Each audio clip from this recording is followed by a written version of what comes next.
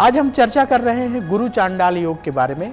तो अगर किसी की कुंडली में गुरु चांडाल योग बन रहा है तो पंडित जी उसके प्रभाव को कम करने के लिए क्या उपाय करना चाहिए? प्रवीण जी देखिए, जब कुंडली में कोई अशुभ योग होता है या दुर्योग होता है तो आप ऐसे बहुत सारे उपाय कर सकते हैं, ऐसे बहुत सारे प्रयास कर सकते हैं जिससे उसका दुष्प्रभाव आपके ऊपर ना पड़े या कम से कम पड़े।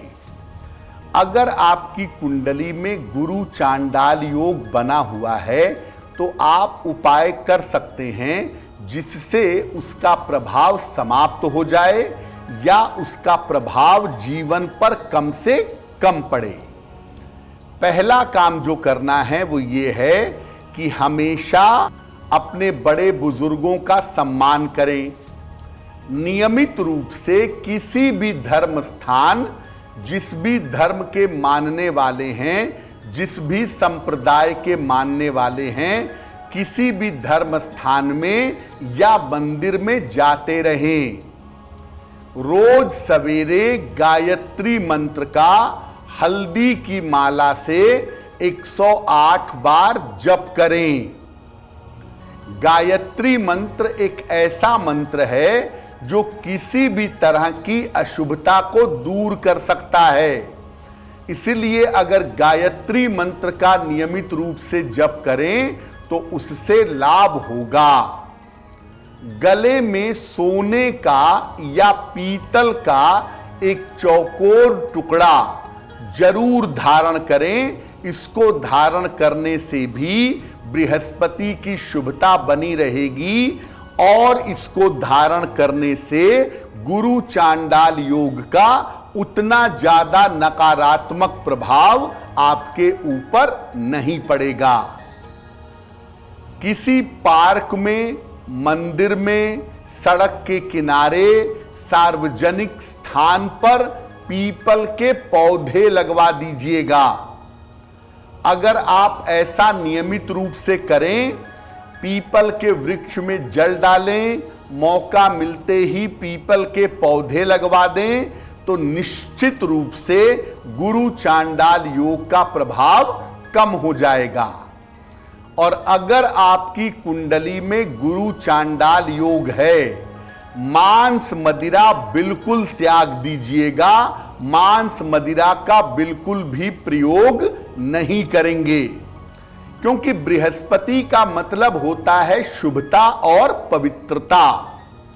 एक तो गुरु वैसे ही कुंडली में दूषित है और ऊपर से आप दूषित भोजन करेंगे, आप अभक्ष्य खाएंगे, आप मांस मदिरा का सेवन करेंगे, गुरु और भी ज्यादा दूषित होगा।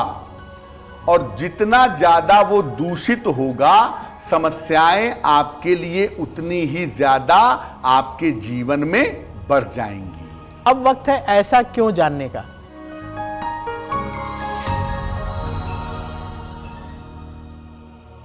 पंडित जी, ऐसा क्यों कहा जाता है कि किसी भी मंत्र का जाप 108 बार करना चाहिए? ये नहीं कहते कि 11 बार कर लीजिए, ये नहीं कहते कि 50 बार कर लीजिए, 108 ही क्यों कहा जाता है?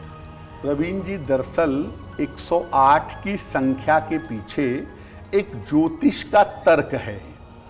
कुल मिला के 27 नक्षत्र माने जाते हैं और हर नक्षत्र के 4 चरण होते हैं।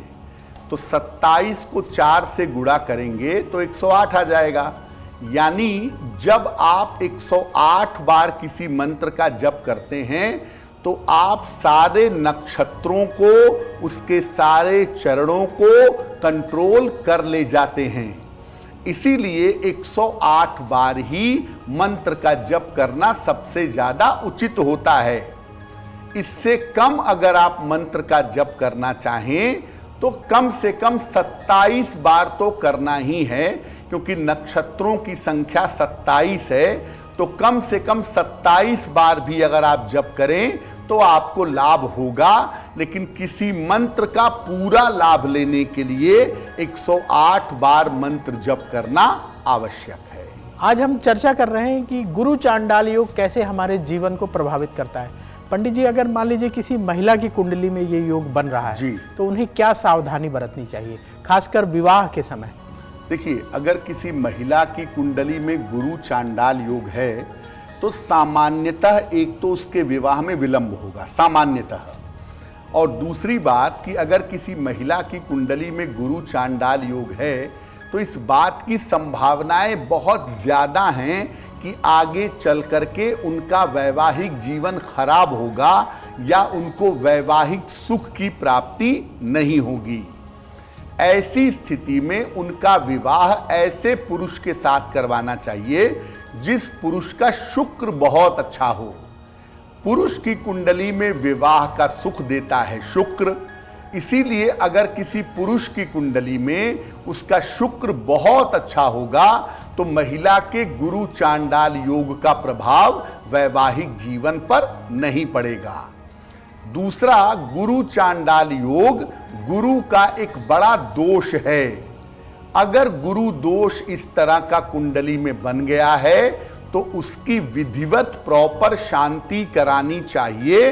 अगर गुरु दोष की प्रॉपर शांति कराई जाए और उसके बाद कुंडली में शुक्र की स्थिति को देख करके महिला का विवाह कराया जाए तो गुरु चांडाल योग का प्रभाव उसके जीवन पर ज्यादा नकारात्मक नहीं पड़ेगा। एस्ट्रो तक ऐप पर आपको मिलेगा भविष्य से जुड़े हर सवाल का जवाब। डाउनलोड कीजिए एस्ट्रो तक ऐप और चुटकी में जुड़िए इंडिया के बेस्ट एस्ट्रोलॉजर से।